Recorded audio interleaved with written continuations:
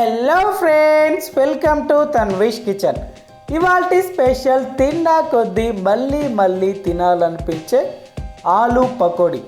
ఈ వింటర్ సీజన్లో ఈవినింగ్ కాగానే వేడిగా ఏమైనా తినాలనిపిస్తుందా? సో మీరు ఎప్పుడు రెగ్యులర్గా తినే ఆనియన్ పకోడీ, పాలక్ పకోడీ, అలాగే తోటకూర పకోడీ కాకుండా ఇలా వెరైటీగా సింపుల్గా ఆలూ పకోడీ చేయండి. అబ్బా, నోట్లో వేసుకోగానే కరిగిపోతాయి, అంత టేస్టీగా ఉంటాయి. సో దీనికోసం ముందుగా ఇలా ఒక 3 మీడియం సైజ్ ఆలు తీసుకొని దానిపైన పీల్ మొత్తం తీసేసుకోవాలి. చూసారు కదా, ఇలా పీల్ మొత్తం తీసేసుకున్న తర్వాత ఇప్పుడు ఇలా ఒక గ్రేటర్ తీసుకొని ఈ 3 పొటాటోస్ని ఇలా బాగా తురుముకోవాలి. మరి చిన్నగా తురుముకోకూడదండి, ఇలా పెద్దగా హోల్స్ ఉండే సైడ్ తీసుకొని ఇలా మొత్తం ఆలు మొత్తాన్ని తురుముకోవాలి. ఇలా మొత్తం తురుముకున్న తర్వాత ఒక 2 బౌల్స్లో వాటర్ తీసుకోవాలి. ఇలా వాటర్ తీసుకున్న తర్వాత మనం ముందుగా తురుముకున్న ఆలూని ఒక బౌల్లో వాటర్లో వేసి బాగా వాష్ చేసుకోవాలి. అప్పుడు దీంట్లో స్టార్చ్ అంతా వెళ్ళిపోయి మనకి పకోడీ చాలా టేస్టీగా ఉంటుందండి. ఇలా ఒక 2 టైమ్స్ చేస్తే సరిపోతుంది. మీకు విషయం తెలుసా, ఈ ఆలు పకోడీలో శనగపిండి ఉండదు, అలాగే ఆనియన్ కూడా ఉండదు. చూసారు కదా, నెక్స్ట్ టైం కూడా ఆ వాటర్ పడేసి మళ్ళీ ఫ్రెష్ వాటర్ తీసుకొని మళ్ళీ ఒక 2 టైమ్స్ బాగా వాష్ చేసుకోవాలి. ఇలా ఫైనల్గా 4 టైమ్స్ వాష్ చేసుకున్న తర్వాత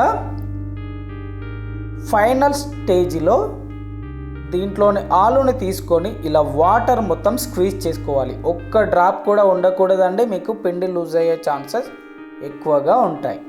ఇలా వాటర్ మొత్తం స్క్వీజ్ చేసుకొని ఆలూని మాత్రమే వేరొక బౌల్లో వేసుకోవాలి. ఇలా ఆలు మొత్తం స్క్వీజ్ చేసుకొని వేరొక బౌల్లోకి తీసుకున్న తర్వాత ఇప్పుడు దీంట్లో 1 టీ స్పూన్ అల్లం వెల్లుల్లి పేస్ట్, రుచికి తగినంతగా ఉప్పు, 1/2 టీ స్పూన్ వేయించిన జీలకర్ర పొడి, అలాగే 1/2 టీ స్పూన్ మిరియాల పొడి, 1 సన్నగా తరిగి పెట్టుకున్న పచ్చిమిర్చి, 2 టేబుల్ స్పూన్ల సన్నగా తరిగి పెట్టుకున్న కొత్తిమీర, 2 టేబుల్ స్పూన్ల కార్న్ఫ్లోర్, అలాగే 2 టేబుల్ స్పూన్ల మైదా పిండి.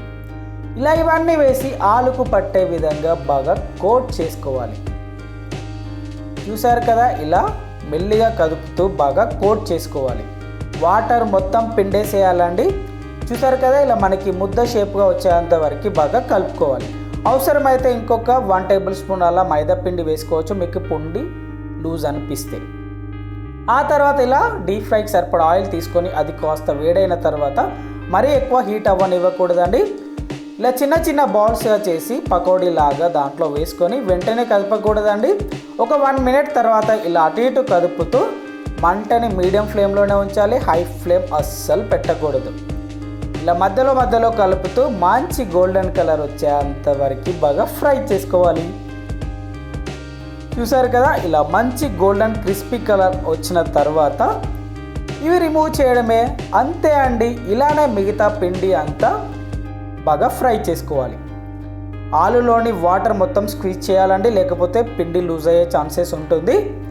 సో ఇలా వేడిగా ప్లేట్లో వేసి టమాటా చట్నీ, అల్లం చట్నీ, పల్లి చట్నీ, టమాటో సాస్ దేనితో తిన్నా బాగుంటుంది. అవి ఏం లేకుండా తిన్నా కూడా చాలా టేస్టీగా ఉంటుంది. వీడియో నచ్చిందా? ఎంతో సింపుల్ కదా, మీరు ట్రై చేస్తారు కదా. మీరు ట్రై చేసి మీకు ఎలా వచ్చిందో మీ కామెంట్స్ నాతో పాటు షేర్ చేసుకొని వీడియో లైక్ చేసి నా ఛానల్ని సబ్స్క్రైబ్ చేయండి. Thank you for watching. Please subscribe.